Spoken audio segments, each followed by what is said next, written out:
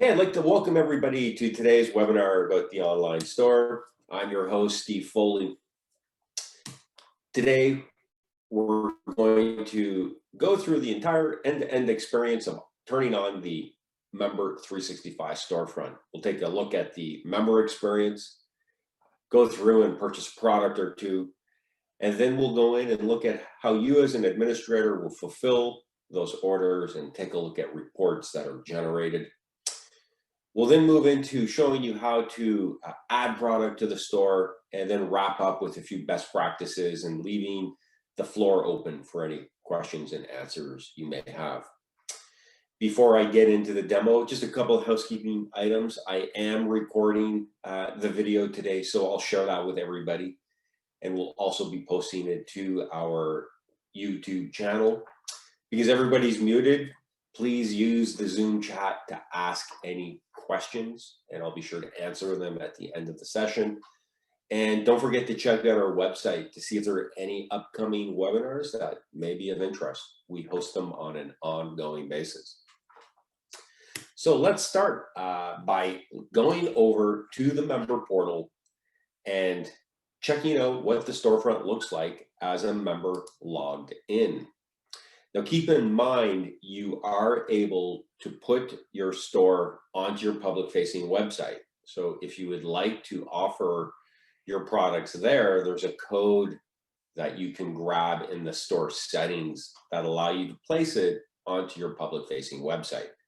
Today, we'll just take a look at the store inside the member portal. Store is located under the navigation button called Store. That navigation item can be renamed. So if you would like to call your store something else, just reach out to us. We're happy to help and happy to make that change for you. So when a member clicks through to the store, they're presented with the products that you're offering, that you've added to your store catalog. You can see here we have things like a ball hat, building online community publication.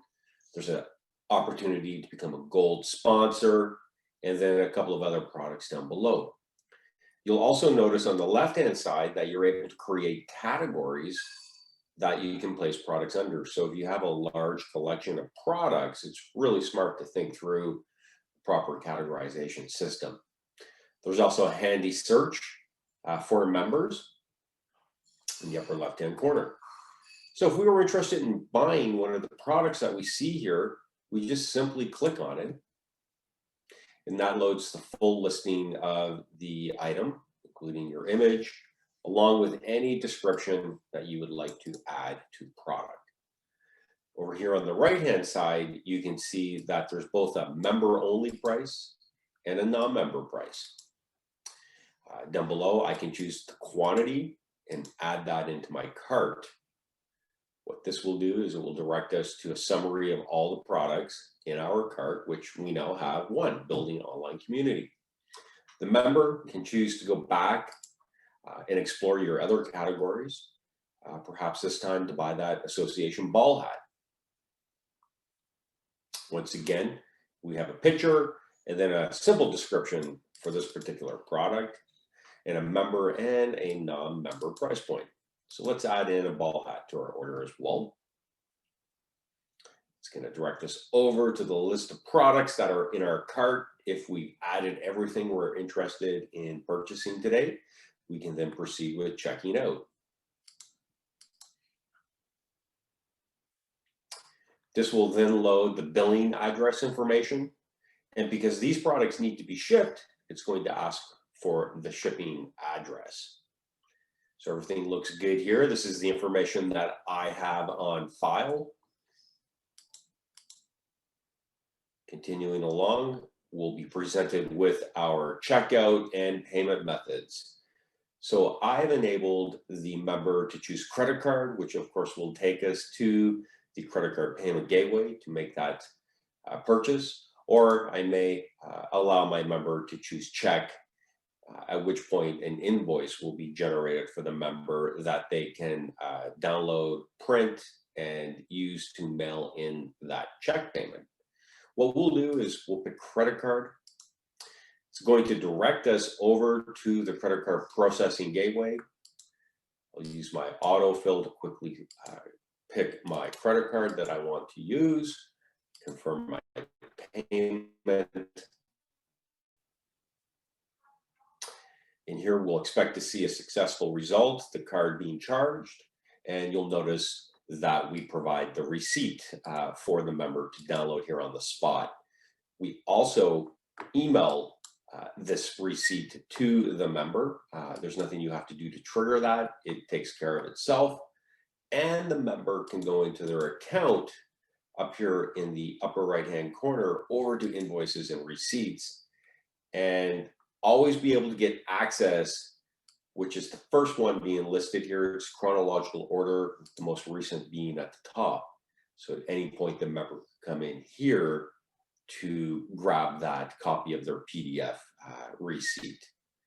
So that's the process for members in terms of logging into the member portal, looking at your store catalog, choosing some products, and then proceeding with purchasing said products. The public-facing website works the same way. I just don't have to be logged in order to complete the workflow. So it's nice to add the store to your public-facing website if you are thinking of allowing non-members to purchase who may not have access to your member portal. I'm going to now log out as the member, and I'm going to head over into the administrative back office or the CRM. Here is a screen that, of course, only you as administrators get access to. Your members do not see anything behind this login. And you as an administrator now have the capability of fulfilling that product order. You may have set the store up to send you an email to be notified that there is an order pending processing, or like many of our administrators, you're logging in on a daily basis and checking out the administrator alerts. So you can notice here on our admin dashboard that there are 10 online store orders pending processing. I'm way behind. I have to catch up. So let's click through on this alert and start fulfilling some of the orders that have come through.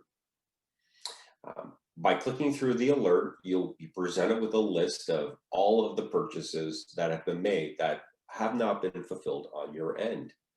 You'll notice that we link to the name of the person, the date of the purchase, the payment status, the number of items that were purchased, the total amount. And then there's two action buttons. One that you can select to process and fulfill the order. The second, which you can download the receipt. You'll notice at the bottom of this list, there's a couple of orders that have gray buttons. That's just simply an indicator that payment hasn't come in for these two particular purchases. So just keep tuned to that. If you are allowing users to choose check as the payment type, you likely want to receive that check before you process the order. Let's go take a look at the order that I just made for a total of $53.98. What I'll do is I'll click the green process button, and that takes us to a page with the items that were in the basket that were purchased on checkout, because we have to send both the Building Online Community publication, the book, as well as the hat. We need a shipping label. So we've made it easy for you to quickly grab that shipping label by hitting the blue print button. What that will do is load the details, which you can send to your printer, and you're able to put that onto your box that would house the products. As soon as you process this order and you want to clear it so you're no longer alerted or reminded of the order, you just simply hit the green process button up here in the top right-hand corner. There's also a delete button should this order not be fulfilled. For example, if the user selected check and the check never arrives, and then you contact them and they tell you to cancel the order, this is, of course, an easy way for you to delete the order instead of processing and indicating it's been fulfilled. In this case, we do want to send the order out, so we're going to hit process. And what that does is it removes it off of the alerts that are pinging you to fulfill orders off of the home page. Now, if you click that button by mistake and you need to undo the processing, you'll notice that the buttons turn to an orange state where you are able to put it back into its pending processing mode. So what this means is when I head back to the dashboard of the admin, we now have fewer online store orders pending processing. After you've processed orders, you're probably wondering, where can we see the history? Where can we see the sales that we've made over time?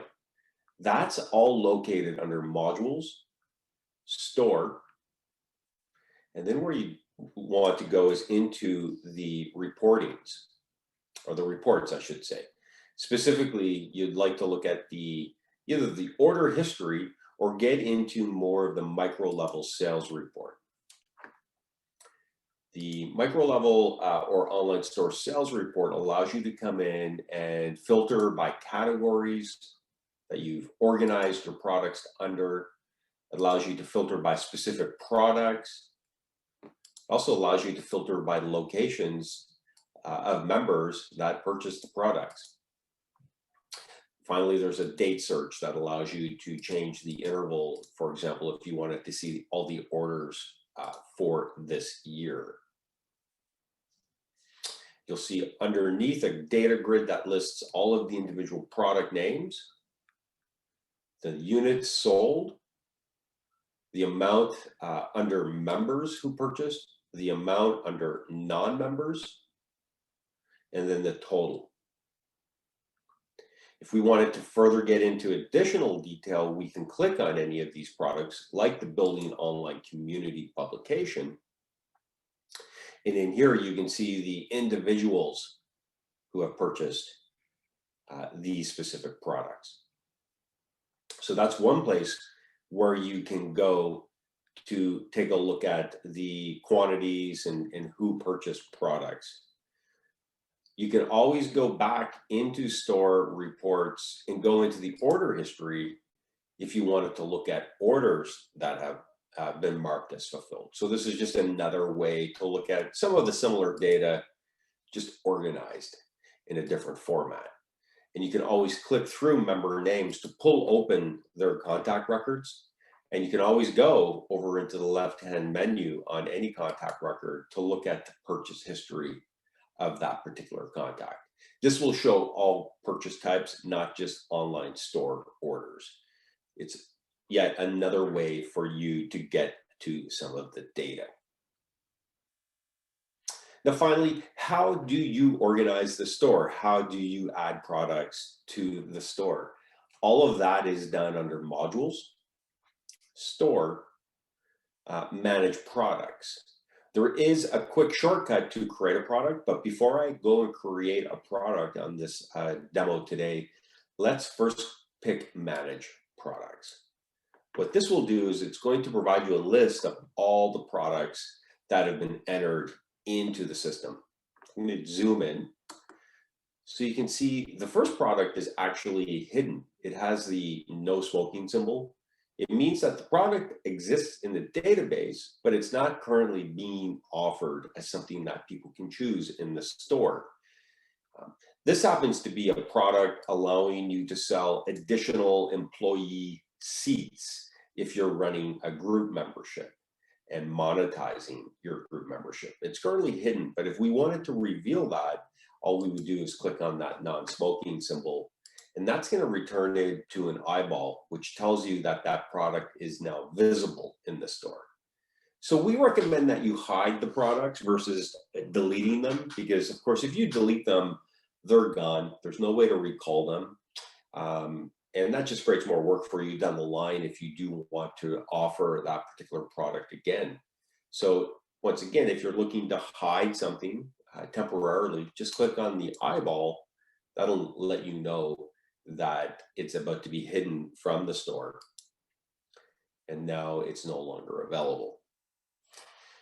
Further in this data grid of products that we've added, you can see the name, the category that the product falls under, how many units of the product you have available. You are able to limit how many of the products you can sell. So that's important when you only have a certain number of ball hats in inventory.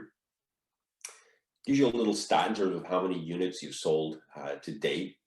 And then it gives you an indication of the member and non-member pricing.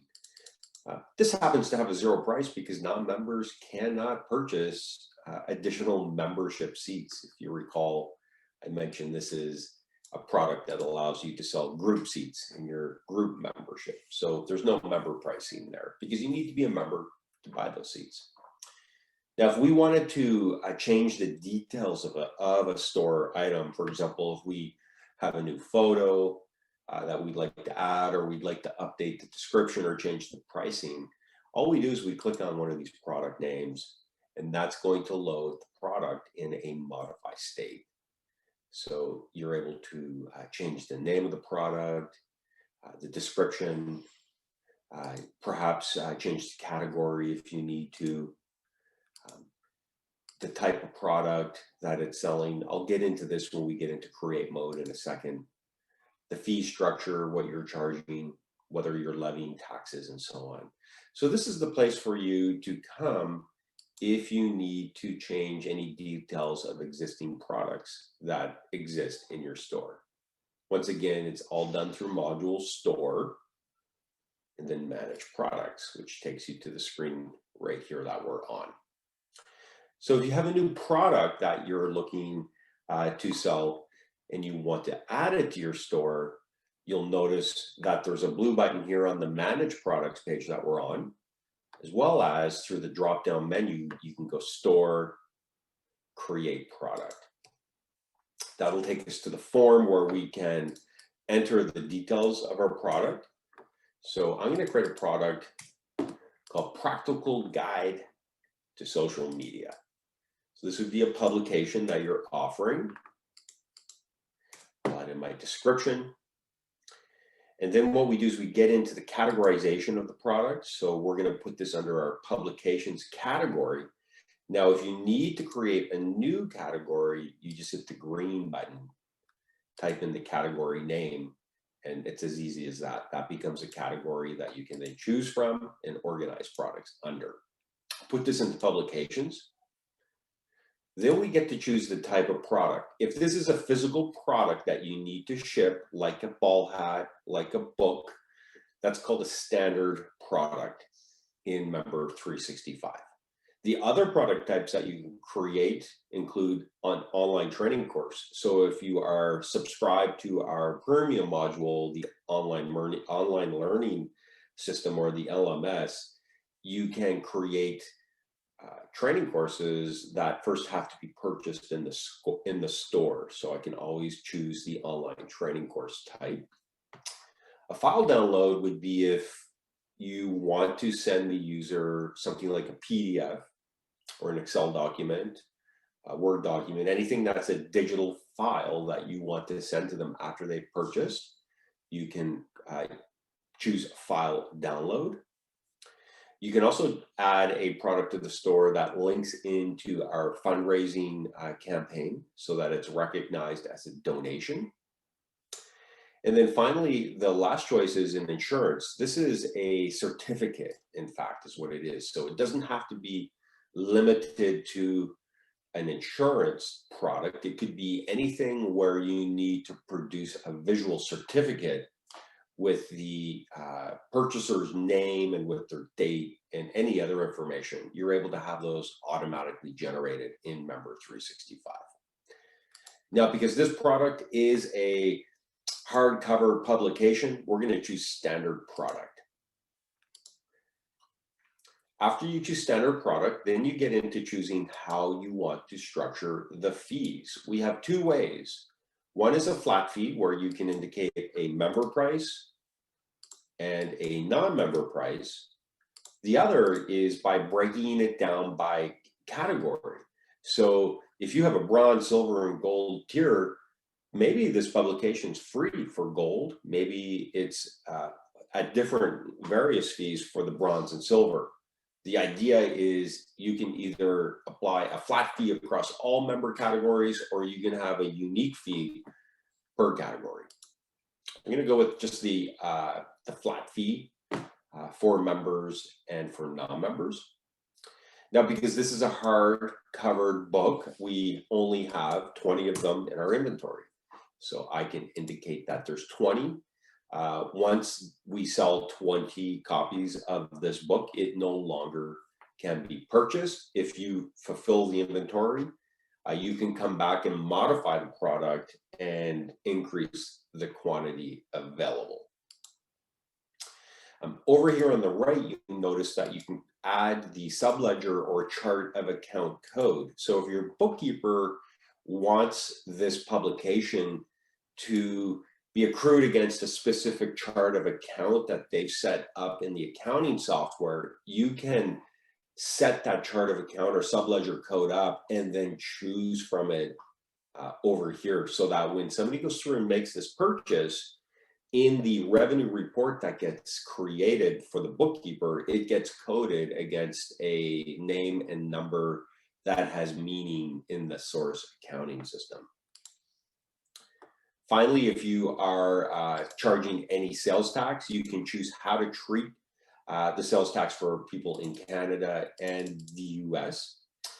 You can either choose to charge tax based on the location, the default tax rate if you have it set, or if you need to create a custom tax table, you can do that as well. Because this purchase is a hardcover publication, we're going to turn on shipping. And what that does is it will tack on a shipping fee that you can set up in the store settings. And because you're shipping this product, if there's any restrictions on countries that you can ship the product, you can come in and choose any countries off the list that you will not ship to. Essentially, what that does is when the user adds the product to their cart, if they choose one of the countries that you blacklisted, it will let them know that they have to remove that particular product in order to complete their transaction, as you do not ship to their specific country. The populating the item on the ad hoc invoice essentially creates a connection when you create manual or direct invoices in Member 365. There's an inventory lookup tool on our invoice creator that you're able to look up and add this product. And then finally, you might be creating this product and wanting to hide it in the store initially, so you can always choose to hide it right away. And then underneath, you'll notice you can upload a product image. So I'm going to go and find my social media image. And that's been uploaded. And we've taken care of creating this product listing. So now what we can do is add this product. And it's now available in the store for anybody to go in and add it to their cart and go through checkout. So just to show you that, before we wrap up here, we'll head over to the member portal and we'll take a look at this new product that I just added. So here we are logging in back to the portal, going into the store. And now we have a new product called the Practical Guide to Social Media that has a price point of $29 for members and $39 for non-members, along with the image and the description that I created. So I'd like to share with you 3 best practices to consider when running your store. The first one is if you're planning to turn on the check payment as an option when I go through checkout, it's recommended that you take a look at financial settings in Member 365 and add in at least one dunning late payment reminder. Dunning payment reminders essentially remind the purchaser that the payment hasn't been received. So it resends the invoice to them at whatever point in time you'd like to schedule it. Typically, that's 30 days after the initial purchase. If you're only processing credit cards for your store, you do not need to worry about this step. because everybody will be paying for the product on the spot. The second best practice is if you need to return funds back to the member, if they pay with a credit card and then contact you and cancel the order, make sure that you process that refund in Member 365 in our financial area. Do not do it directly in the credit card gateway because that will not update our invoice. So you'll want to process your refunds directly in Member 365. Finally, in terms of product images, if you want to maintain a uniform look and feel, be sure to size your graphics to be squares. I recommend 535 by 535, but frankly, anything as long as it's square works. If it's less than 535, then you may find that the image distorts. So keep it to 535 by 535 and your store will have a uniform look and feel. And what I mean by that, if I head back into the store, is on the store page, all the products kind of line up and fit kind of in the grid. So the size of the image is important in order to have that uniform look and feel.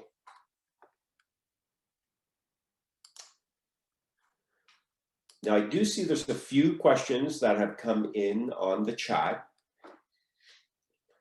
The first question is, how do you create a new category of products? So there's a couple places you can do that. What I need to do is log out of the member portal, and I'm going to head back in to the administrator view.